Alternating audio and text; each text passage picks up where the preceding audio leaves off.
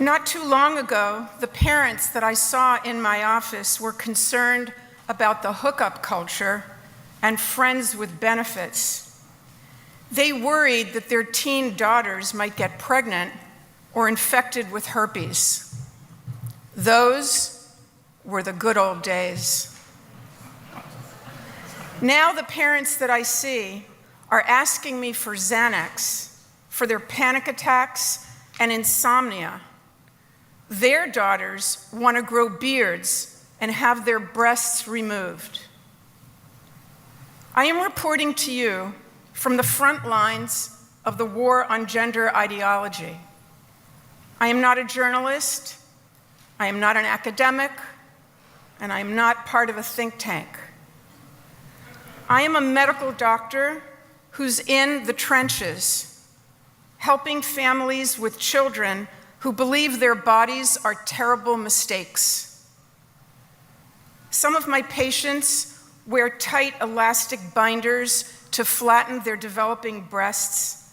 They go through the day in pain, feeling lightheaded and short of breath. Many of my male patients shave their chests, arms, and legs to erase signs of masculinity. Forgive me for being graphic. One 15-year-old patient tapes his penis between his legs and pushes his testicles up into his inguinal canals. He does this to create a flat, feminine crotch. My patients have gender dysphoria. They are dissociated from their bodies. They have trauma, depression, anxiety, autism, eating disorders, and other mental health problems. Their suffering is intense, and they are convinced that relief will come only from testosterone shots, estrogen patches, and a surgeon's scalpel. Their parents' worry and anguish cannot be described. I've been asked to speak today about how gender ideology is a medical experiment on our children.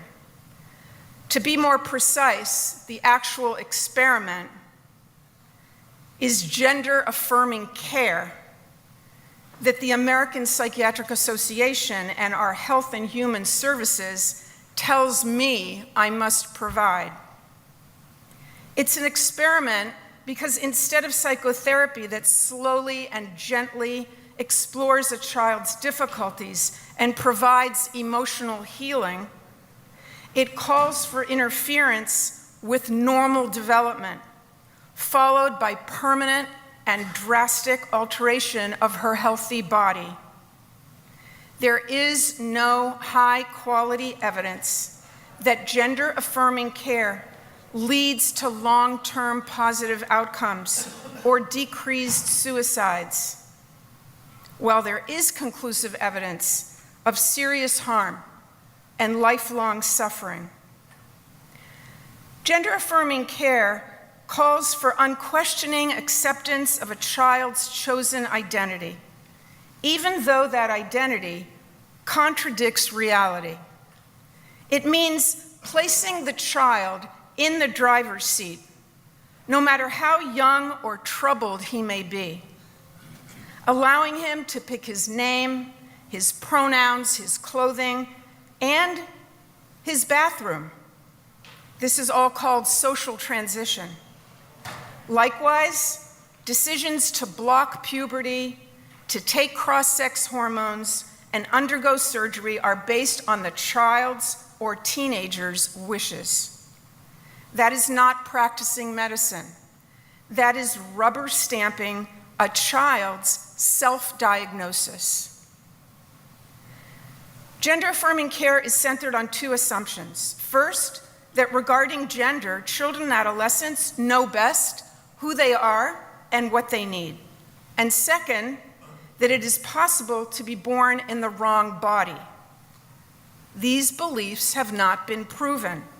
There is no evidence that they are legitimate. Nevertheless, for the past 10 years, affirming care has been widely accepted in the US as the first-line treatment for gender dysphoria. This would not be accepted in any other area of medicine. Recently, Joe Biden and his Assistant Secretary of Health, Dr. Levine, advised parents that early hormone and surgical treatments are crucial for their gender-confused children. I very much doubt, however, that either the President or Dr. Levine realize that the foundation for the treatments they call crucial is a single study of only 55 subjects. Gender-affirming care is based on one small case study, a study that many authorities consider problematic. This is a complicated subject, but here's what you need to know. Until the 90s, gender transition was only performed on adults, mostly on men in their 30s and 40s. The cosmetic results were not good because they'd already gone through puberty and they looked masculine. After transition, their mental health was poor and suicide rates were high. A team of Dutch researchers thought if they could intervene before puberty and prevent masculinization, these individuals would be able to pass as women and their mental health would improve. So they very carefully, key word, carefully, picked a group of kids who they thought were likely to identify as transgender for the rest of their lives. They only chose kids who had severe gender dysphoria since childhood, and they couldn't have any serious mental health issues. And they were very strict about this. At age 12, puberty was blocked. At 16, either estrogen or testosterone were given to simulate the puberty of the opposite sex. And then at 18, surgery was available. This is called the Dutch protocol. Many find it problematic for different reasons, but let's just put that aside. Let's just say that 1.5 years after surgery, patients reported that their dysphoria was decreased. Okay, sounds good at first glance, so why not use the Dutch protocol today on all the kids that are flooding our offices with gender dysphoria? Here's why.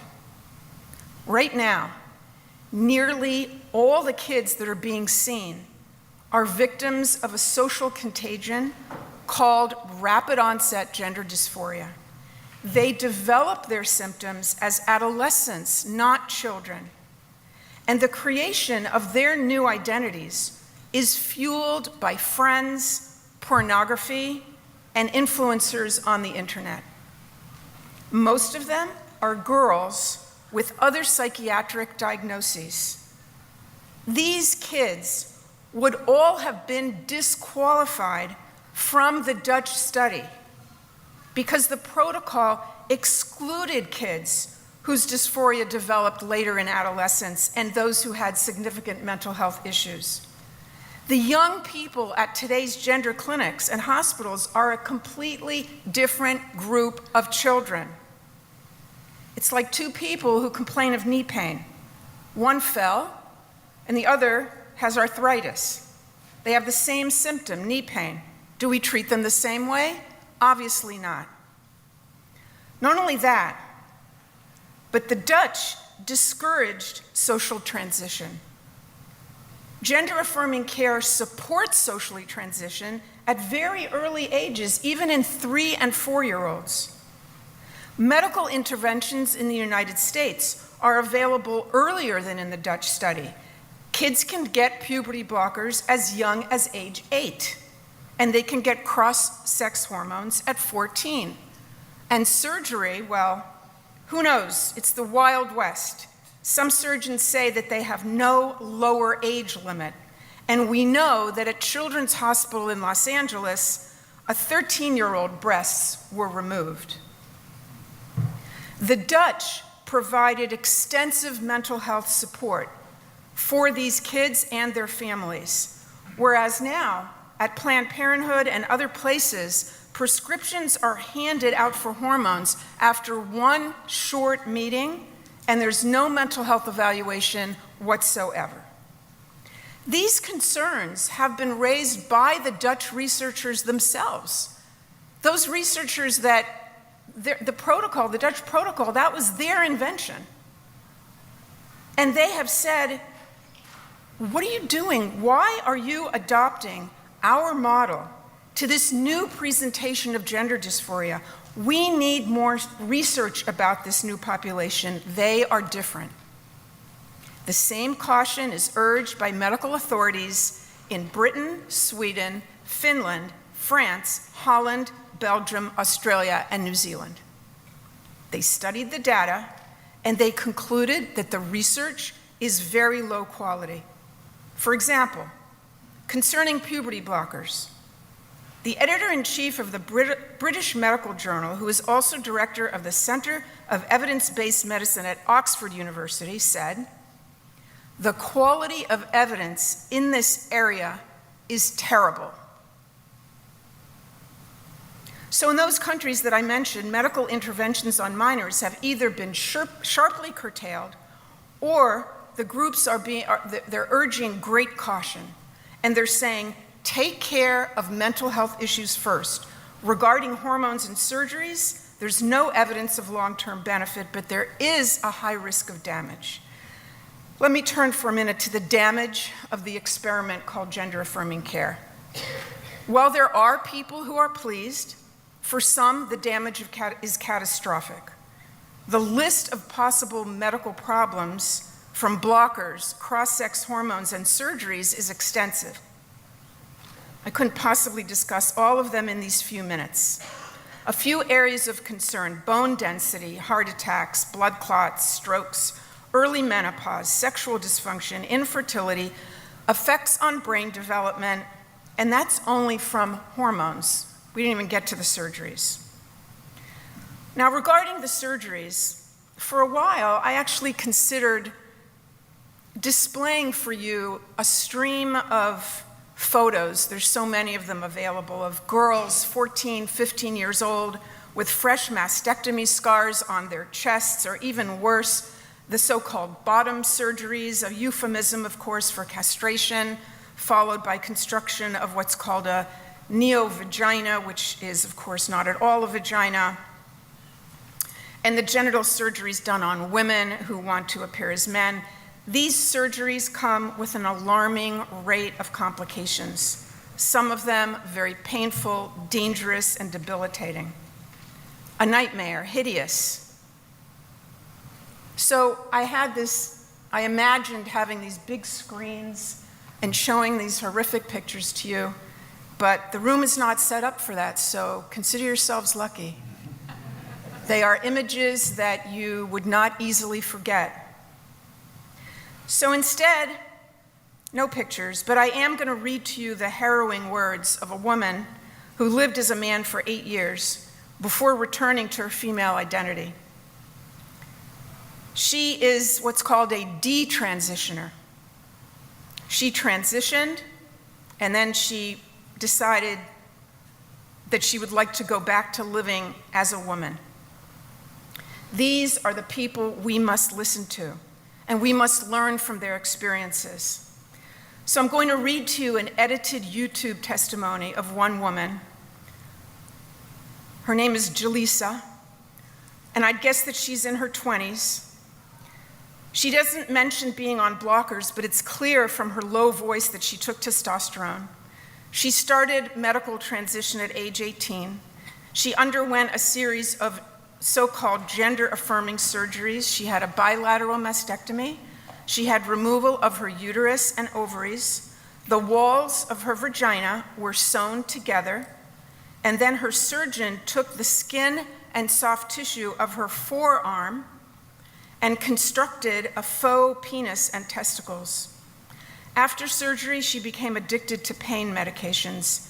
Now it's years later, and this is what she wants the world to know. How do I love myself again?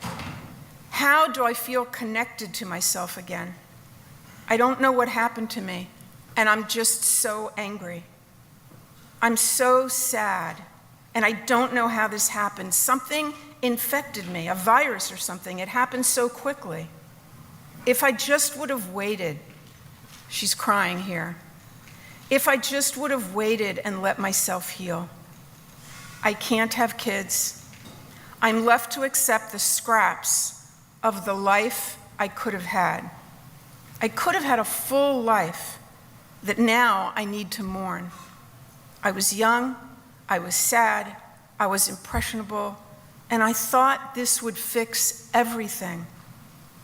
It's just so bad. It sucks so bad. It's just something I'll have to live with. There's no fixing it. There's no making it better. I don't see a path, a way to go forward. My body feels so foreign. It's hard to look at and accept that it's mine. As a woman who thought she was trans, I went all the way, as far as one can go. And then I woke up and realized that I made the biggest effing mistake of my life. There was a reason it took so long to detransition. It was to avoid the unavoidable. All of this mourning, this pain, this loss, this wreckage that I now have to sit with and figure out. I'm constantly asking, how did this happen to me? This woman is a victim of the medical experiment called gender-affirming care. Her suffering was 100% avoidable. And she says, if I just would have waited, if I just would have waited and let myself heal. Yes, yes, exactly. That's the proper treatment. Waiting and healing. Healing from emotional wounds. And if you think her story is unusual, I suggest you go to Twitter, #DTrans, many other hashtags, and go to Reddit for DTrans. You have 38,000 people on there. 38,000 people telling their stories. As a doctor, I've seen catastrophic loss and suffering due to illnesses like cancer and schizophrenia. I can live with that. Gender ideology also leads to catastrophic suffering, but it is man-made. Teaching children to deny biology is man-made. Telling them they get to choose if they're a girl or a boy, or both or neither, because they may have been incorrectly assigned an identity at birth, that's a man-made idea. Making dangerous hormones and surgeries available without proper mental health evaluation and treatment, turning this into a civil rights issue, silencing and intimidating detransitioners and doctors like me who believe our patients will improve through waiting and healing. That approach is now deemed unethical. All that is man-made. I cannot accept it, and neither should you.